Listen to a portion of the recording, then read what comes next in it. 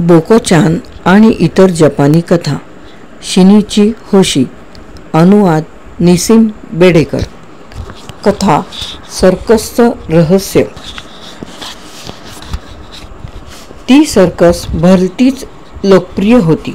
सर्कशीतले प्राणी तऱ्हेतऱ्हेच्या कसरती करून दाखवायचे आणि ते बघायला लोक नेहमीच गर्दी करायचे.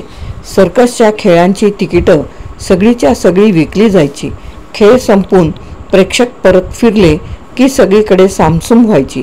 अखेर सर्कस मालक आपल्या खोलीकडे परतायचे जराशी विश्रांती घेण्यासाठी. एके दिवशी ते असेच खोलीत बसलेले असताना एक अनोळखी इसम त्यांना भेटायला आला. कोण तुम्ही? सर्कस मालकांनी त्यांना विचारले. मी मगाशी तुमची सर्कस बघत होतो. काय भन्नाट खेळ होते. झाडावर ससा मी यापूर्वी कधीच पाहिला नव्हता. फारच विलक्षण. आता हे ऐकून सर्कस मालकही खुशीत आले. ते जरी थकलेले असले तरी इतकी स्तुती करणाऱ्या माणसाला जायला सांगणंही त्यांना बरं वाटेना. खरंच लोकांना खेळ आवडले की आम्हालाही केलेल्या श्रमाचं चीज झाल्यासारखं वाटतं बघा. असे अफलातून खेळ कुणाला आवडणार नाहीत हो. तो अकराळ विक्राळ वाघ एखाद्या मांजरासारखा बोजत होता. तुम्ही हे कसं काय जमवलं तेच कळत नाही. हिंस्त्र पशूंना असं प्रशिक्षण देण्याची तारीफ करावी तितकी थोडीच. अशी प्रशंसा ऐकून सर्कस मालकही रंगात आले आणि त्यांच्या प्रशिक्षणाच्या पद्धतीबद्दल बोलायला लागले. पशूंना खेळ करायला शिकवणं तितकंसं अवघड नाही हो. हे उपकरण बनवण्यासाठी मात्र चिकार वेळ आणि श्रम खर्ची पडले. कितीतरी वेळा केलेली मेहनत फुकट गेली. त्यांनी खिशातून टॉर्चसारखं दिसणारं काहीतरी बाहेर काढलं. त्याला टेलिफोनसारखी एक डायल होती आणि बऱ्याच अशा तारा जोडलेल्या होत्या. हे काय आहे तरी काय? रेडिओ लहरींद्वारे प्राण्यांना संमोहित करणारं उपकरण आहे हे. या डायलवर निरनिराळ्या प्राण्यांची चित्र आहेत. अच्छा, ते मांजराचं चित्र दिसतंय. बरोबर.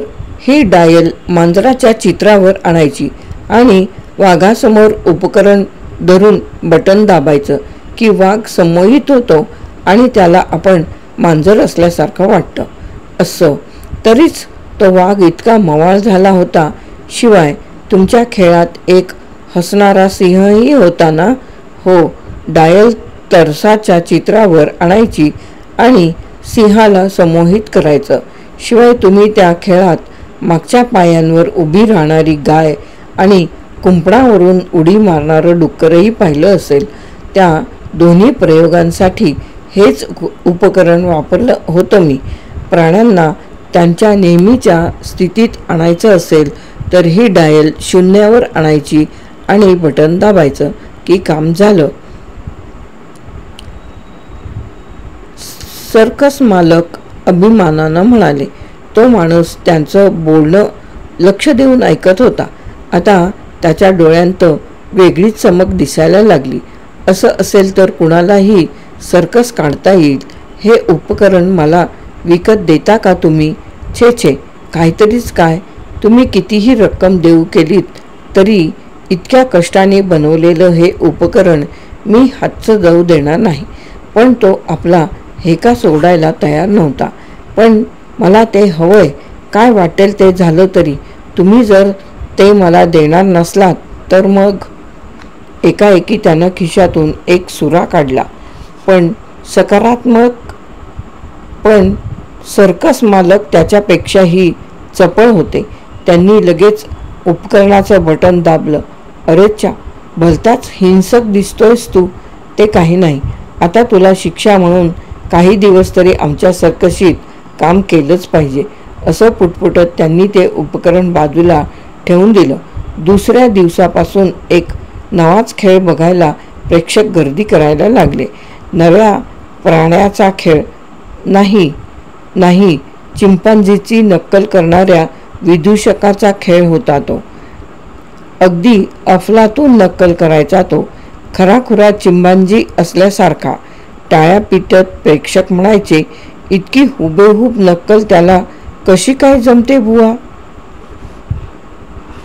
कथा समाप्त. सर्कसचं रहस्य, सिनीची होशी यांची कथा समाप्त.